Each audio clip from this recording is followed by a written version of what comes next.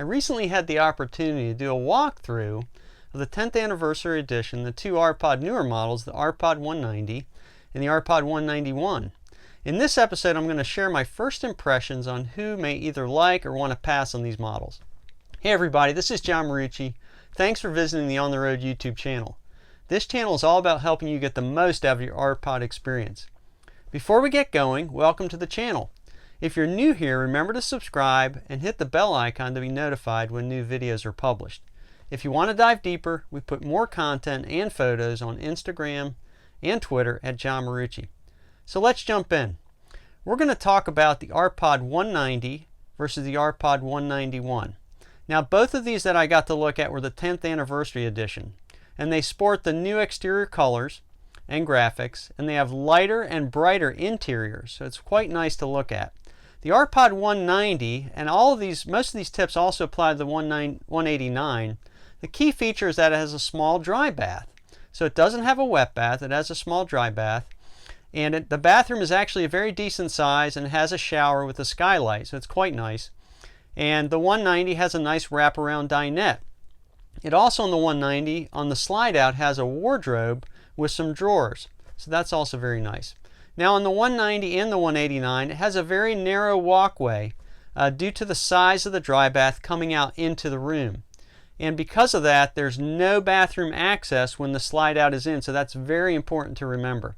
So who may like the 190 or 189? First of all, people who want a dry bath don't like the wet bath, but they would rather have a dry bath. But they really don't want the huge dry bath of the RPod 180, for example. And they want a larger wraparound dinette. So if you're a person who wants a larger wraparound dinette, maybe this model is right for you. And then one of the other important things is that there's good separation between the bed and the seating area. So say if you can't sleep at night and you want to go get your laptop out, you won't disturb the person that's in the bed with you. You can just go to the other side of the RPod and work. Okay, the other thing that's nice about this is people who want this, and it's good for you want more light around the dinette. It actually has 3 windows around the dinette and brings a lot of natural light in. It's quite nice. Now, who are those people who may want to pass on this edition of the RPod 190? You may want a wider walkway in the mid area of the RPod, and you may want a dinette that overlooks the campsite versus the back of the trailer, or overlooks the non-campsite area. Now the 180, if you know, the 180 actually has an awning and a smaller dinette, but the window does overlook the campsite area. And of course you want access to the bathroom with the slide out in, and want the ability to overnight without extending the slide out. So people who may want to pass on this, you may want to make sure that you have something that you can sleep in there without having the slide out. Okay, so let's look at the RPod 191. This is a newer version as well. The key feature here is the dual twin beds. So it has 2 beds at the front of the RPod. And it feels big and spacious. Having walked through it recently, I was pretty surprised how big it felt inside. Now it does have a wet bath, but that wet bath allows for wider walkways, and it also has a very nice wraparound dinette. The 189 obviously has the fold-out sofa, but the 190 and the 191 both have large wraparound dinettes. But the main thing you want to be aware of with the 191 is what you give up here for the twin beds is you give up interior storage space. There is one wardrobe over one of the twin beds, but you are giving up quite a bit of storage space. Okay, so who may like the 191? One of the main features that you may like if you're thinking about this, is you may want the ability to get up out of bed without disturbing a companion. Maybe you're single and traveling with a friend, so you can have 2 beds. It makes it a lot easier. Or maybe you're a single parent with a child, and having 2 beds is going to be ideal for that.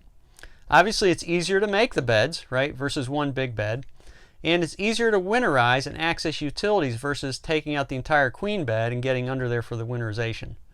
Okay, and also the other big thing about this is you want the ability to overnight without having to extend the slide out. Remember the 189 and 190, because of the big dry bath, you'd have to actually extend the slide out to overnight.